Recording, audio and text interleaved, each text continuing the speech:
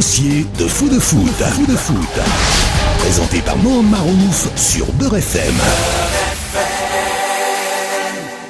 Alors, dans ce dossier de foot, il y a eu un joueur qui a brillé au milieu de terrain, particulièrement à la récupération. C'était un joueur de la région parisienne, comme tous les jeunes aussi. Donc, il a décidé de s'expatrier, de partir. Il n'a pas joué à Noisy, pardon. Non, il n'a pas joué à Noisy, non. Dommage. Voilà. Et puis aujourd'hui, il n'a pas eu le temps. Ouais, il n'a pas encore eu de titularisation, on va dire, avec son club en Angleterre, mais à mon avis, ça va venir. C'est dans Première Ligue, non, mais il a eu en Carling Cup, il a fait un super match en Carling Cup contre Nottingham Forest, si je me trompe. Alors, donc, il va te le dire. Bonsoir Mehdi. Bonsoir. Donc, notre invité est Mehdi Abed, milieu de terrain. Milieu de terrain récupérateur, je suppose? Oui, voilà, exactement. Voilà. Récupérateur, mais aussi offensif. À vocation offensive, très bien. Donc on rappelle brièvement Mehdi, peut-être que on va dire que tu joues actuellement à Newcastle, tu es dans le club de Newcastle en Angleterre, première ligue anglaise, tu as fait le tournoi pré-olympique au Maroc.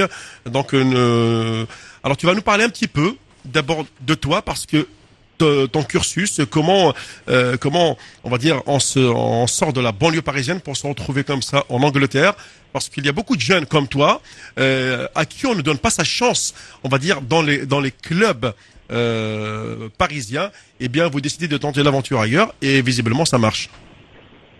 Oui, c'est sûr, ça a pas été facile. J'ai commencé dans un petit club à côté de chez moi qui était le TFC dans la région parisienne, dans le 94.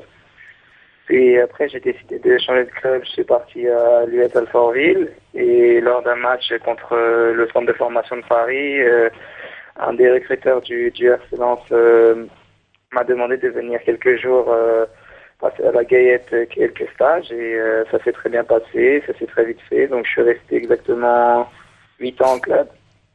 Et puis au jour d'aujourd'hui, j'ai signé à Newcastle en juin dernier. Tu as signé ton contrat pro à Lens à quel âge? J'ai signé mon contrat pro à Lens à 15 ans, mais il n'avait pas été homologué car j'étais trop jeune. Donc c'était un pré-contrat et j'ai signé à 16 ans. Ah bien. Bon, ensuite. Non, mais moi j'ai des choses à... Non, mais comment Lens, t'as eu du temps de jeu ou ça s'est passé comment à Lens, puisque t'as signé ton contrat pro très tôt? Oui, j'ai signé très tôt. Il y avait quelques clubs anglais sur moi à cette période et j'étais dans les sélections jeunes équipe de France. Donc je pense que ça leur a mis un peu la pression de ce côté-là. Et donc voilà, j'ai signé 3 ans professionnels au RC Lens à 16 ans, quoi. Et qu'est-ce qui fait que t'es parti aussi jeune à Newcastle? Qu'est-ce qui se passait à Lens? Comment Lens, ils ont pas su te garder, quoi?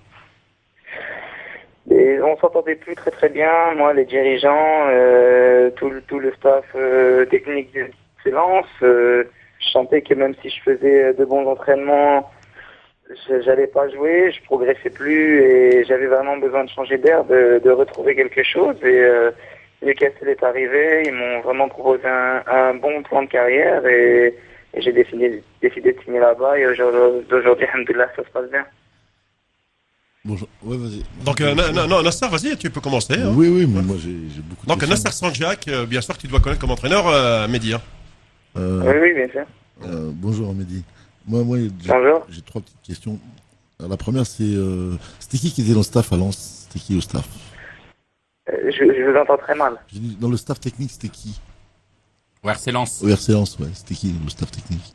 Excusez-moi, mais ça passe vraiment très Le mal. staff technique. Le staff technique de Lens était composé de qui au moment où tu y étais? Ah, il y avait beaucoup de monde. Je sais pas si je peux citer de nom, mais C'était Jean-Guy il y en Valère? a certains avec qui je m'entendais vraiment pas du tout et j'avais vraiment besoin de partir. Oui. Ça marche plus entre moi et eux et j'avais vraiment besoin de changer d'air. D'accord. Non, mais je voulais juste savoir pour les noms, pour que les gens ils sachent avec qui on a affaire. Moi, il y a 2 questions. Comment ça se passe pour toi à Newcastle et comment tu vois la différence entre le football à Lens ou en France? Comment ça se passe en Angleterre à Newcastle?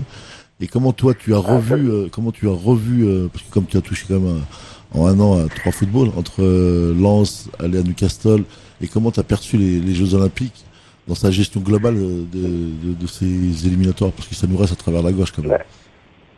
Mais ça se passe super bien ici, je me sens vraiment très bien, je m'entends vraiment avec tout le monde.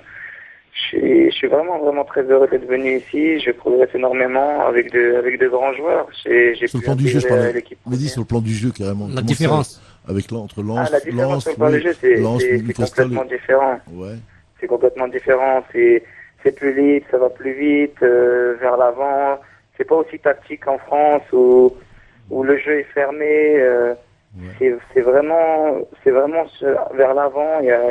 Ça s'arrête jamais, quoi. Et c'est franchement, il y a vraiment une grosse différence entre le championnat français et le championnat anglais. C'est un autre monde et je trouve que c'est plus mon style de jeu, l'Angleterre, que la France. Où c'est vraiment fermé, tactique, ou je sais pas comment vous dire, mais en Angleterre, c'est vraiment particulier, c'est différent. C'est ce que me disait Adelaine Guédura qui est à Wolverhampton quand je lui demandais, il disait la même chose que toi, il me dit ça va à une telle vitesse. Il me dit surtout au début du match, il me dit t'attrapes la pompe, au bout de 10 minutes t'as explosé, tellement le jeu va faire un aller-retour. Et après sur le plan physique, Oui, c'est sûr. voilà, c'est ça. Et comment t'as C'est perçu sûr, ça va très très vite. Et comment t'as perçu ces Jeux Olympiques là, parce que c'est quand même ça qui est très important. Moi, pardon, Mehdi, avant que tu lui poses cette question, je voudrais lui dire comment qu'il a été approché pour atterrir en équipe nationale d'Algérie et est-ce qu'il n'a pas eu de difficulté pour être libéré? J'ai été approché par quelques journalistes algériens et donc je pense que ça a été publié et avec une interview que j'avais faite à ce moment-là, je pense que les dirigeants algériens ont vu que j'étais complètement d'accord pour venir, quoi, que j'étais vraiment très heureux d'avoir eu cette proposition et je pense que ça leur a permis de voir que je voulais venir, quoi, justement. Et pour ce qui est de la libération? Avec Newcastle, Est-ce qu'avec ton club, il n'y a pas eu de difficultés majeures pour te libérer, participer à ce tournoi? Un petit peu au début, comme j'avais parlé avec le coach Alain Pardreau, il m'avait dit que il n'était pas très très d'accord au début, car il voulait que je reste pour pouvoir avoir un peu de temps de jeu, pouvoir un peu m'exprimer.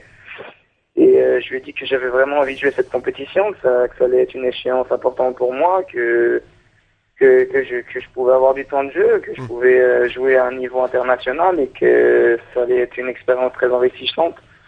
Et il m'a tout de suite laissé et il a vu que j'étais vraiment dans la compétition, que j'avais vraiment envie d'y aller et il m'a dit qu'il n'y avait pas de souci et qu'il fallait juste que je fasse attention aux blessures, qu'il fallait que je revienne en pleine forme. Et on revient sur le plateau de foot avec notre invité ce soir, Mehdi Abed, donc international olympique algérien. Maintenant, j'espère qu'il va s'approcher de la sélection A. Actuellement à Newcastle en Angleterre, première ligue anglaise, s'il vous plaît. Donc, messieurs, vous êtes prêts? Allez, Mohamed, une question à poser à Mehdi, je suppose. Alors, salam alaikum Mehdi. Ouais, moi je voudrais juste te poser deux questions. La première, c'est quel effet est-ce que ça aide à progresser de jouer avec des gens comme Coloccini ou bien Ben Arfa? Ça c'est la question numéro 1. Il n'y a pas que Newcastle, ils sont bien classés. Il y a une grosse colonie entre guillemets française et étrangère de grands joueurs. Ça c'est la question 1. Et la question 2, c'est qu'as-tu pensé des déclarations de ton entraîneur, enfin du manager général comme ils disent là-bas, Alain Pardreau, qui a dit qu'il avait été impressionné par ton jeu à la CAN, des moins de 23 ans, et que le départ de ton titulaire sénégalais à la CAN allait te permettre de jouer, et qu'il n'était pas sûr au retour, que si tu faisais l'affaire, il n'était pas sûr de trouver sa place au retour, hein, le sénégalais. Donc, qu'est-ce que tu as pensé des déclarations comme ça? Est-ce que ça aide?